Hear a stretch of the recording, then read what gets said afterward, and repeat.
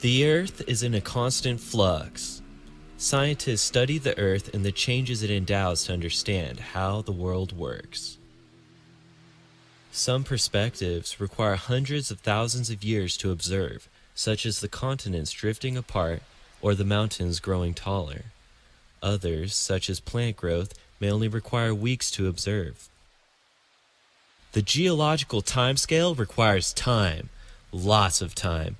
The timescale is much grander than humans' hours and days. In terms of the almighty rock and roll, the human lifespan is one Beatles song, while one song from Led Zeppelin will keep you rocking on the geological timescale for 1 second.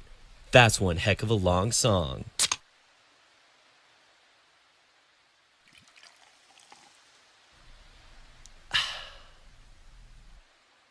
Scientists can be rock stars too. Let's observe this rock, for example. It's made of matter tightly condensed into a solid object that we call a rock.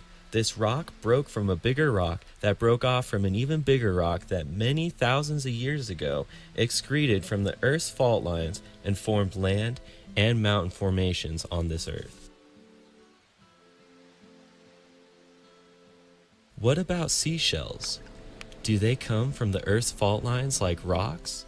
Is their lifespan similar to rocks, or are seashells on a different timescale, the biological timescale, whose clock ticks at a different rate?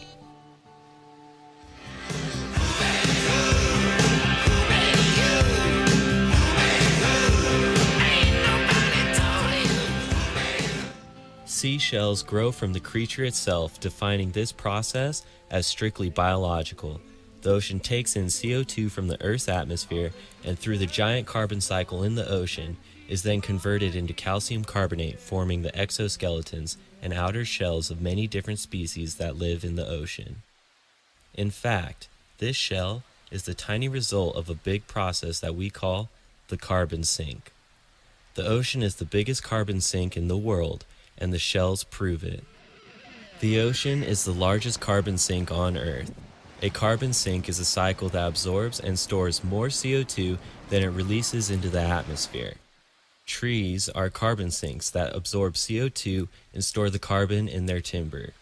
Carbon sources are the opposite of carbon sinks, since they release more carbon than they absorb into the atmosphere.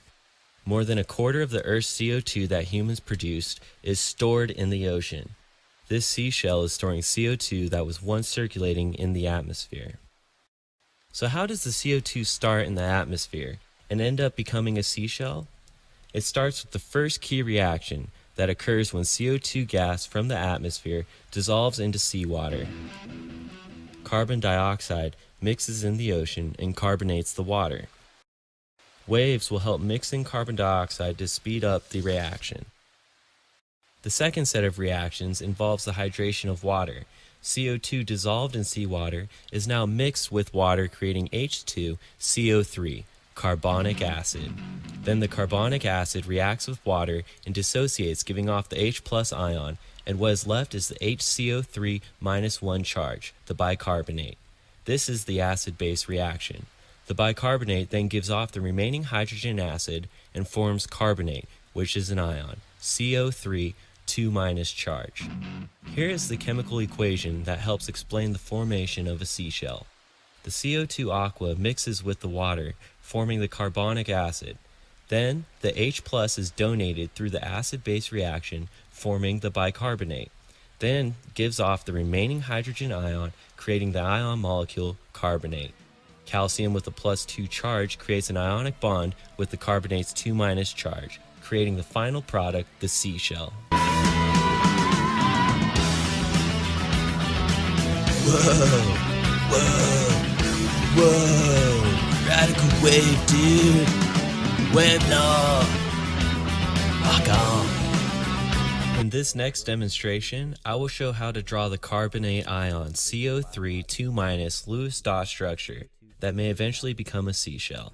Carbon has 4 valence electrons, oxygen has 6 valence electrons, multiply that with the 3 oxygens gives us 18, plus the additional 2 electrons from the -2 charge, add that all up and we get 24 valence electrons. Carbon is the least electronegative, so we place that at the center. and the 3 oxygens go around the carbon. We'll place the remaining valence electrons in the appropriate positions. All the oxygens have full octets, making them noble gases. However, carbon still needs 2 more electrons to make an octet. To help the carbon, we move 2 valence electrons from 1 oxygen and form a double bond with the carbon. Now all the atoms have full octets, making them one happy clan. When the shellfish dies, the shell will break off and either sink into the ocean floor or make its way to the shoreline. The shell stores the carbon in the calcium carbonate form, CaCO3 2-. If the shell sinks to the ocean floor, it will blend into the ocean soil, creating another carbon storage, limestone. Limestone is an accumulation of calcium carbonate that formed from pressurizing the calcium carbonate. Limestone is the largest reservoir of carbon in the carbon cycle.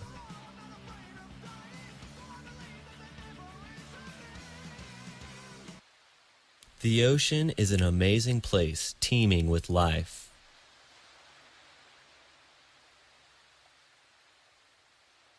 Inside the ocean is a whole other story. The plankton, the water, and the waves all play important roles in helping convert the CO2 into an acid that can be used by the shellfish to create their shells. In a way, shellfish's shells are like demo tapes holding the recordings of CO2 that once circulated the atmosphere.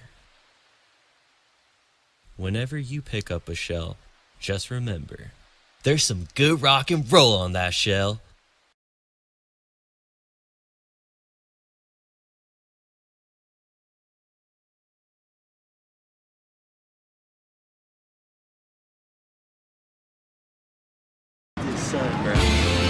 Action. These time scales takes at a different rate. Yeah, okay.